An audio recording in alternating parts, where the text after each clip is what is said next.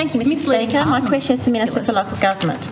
Minister, Tasmanians deserve elected members who uphold high standards of governance and ethics, demonstrate competency, are law-abiding and will act in the community's best interests rather than their own self-interest. Yet with local government elections just around the corner, we're already seeing candidates coming forward who don't meet these standards by any stretch of the imagination. Only last weekend, the disgraced former Glenorchy Mayor and Alderman Stuart Slade announced his intention to stand once again for Deputy Mayor. I understand that similarly, disgraced ex-Glenorchy Aldermen are also considering standing again. Disgraced former Alderman Stuart Slade was found to be up to his eyeballs in maladministration.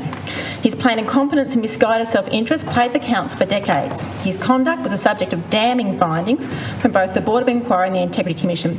It took an Act of Parliament to dismiss him to mitigate the damage he caused to protect the Glenorchy community. Despite these findings and the fact that his actions directly cost the Glenorchy ratepayers millions of dollars, he's still able to nominate. Likewise, Waratah Wynyard councillor Darren Fairbrother has been found guilty of a sexual offence, placed in the sex offenders register and suspended from that council for 3 months for breach of the Code of Conduct, yet he too can re-nominate. Minister, do you agree that where a current or former local government councillor has been found by a court of law, the Integrity Commission or another judicial inquiry to act in an unethical or improper manner, or has been found guilty of an offence that brings the council into disrepute, that they should be banned from nominating in the future? And what will you do to protect Tasmanians and councillors from these disgraced candidates? Honourable Minister for Local Government. Mr Speaker, I thank the honourable member for her question and understand her concerns in this area. I welcome the discussions surrounding the important issue of eligibility criteria for individuals to serve as councillors and issues on councillor behaviour. Obviously, with the events at Waratah Wynyard, it's understandable questions have arisen about the rules for holding or being eligible for the public office of councillor, and as well as questions around sanctions for bad behaviour. And that's why I've committed the government will consult specifically with the local government sector and the broader community on these important issues after the upcoming elections.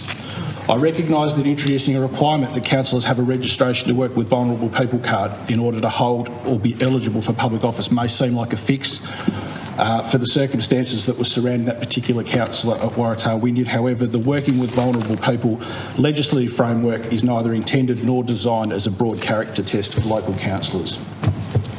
Mr Speaker, importantly right now there is nothing preventing an individual council from requiring its members to have a working with vulnerable people card and then limiting that, the activities that a particular councillor can undertake on behalf of the council if they aren't able to obtain it.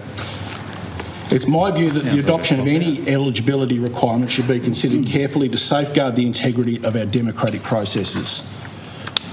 I don't want to comment on the specifics of what you talked about in your question, Ms Johnston, but I do understand why there is a concern around these issues. We do need a better code of conduct process, which is what we've committed to do. We do need a better dispute resolution policy within local government as well, so that only the most serious charges get to the code of conduct process. And we also need sanctions at the back end of that process as well, which is exactly what I've committed to do. But Earlgate have also made it clear that they want the caretaker period respected in relation to their local government elections as well, and that's why we are waiting until after the elections to undertake that consultation with them further. Mr Speaker.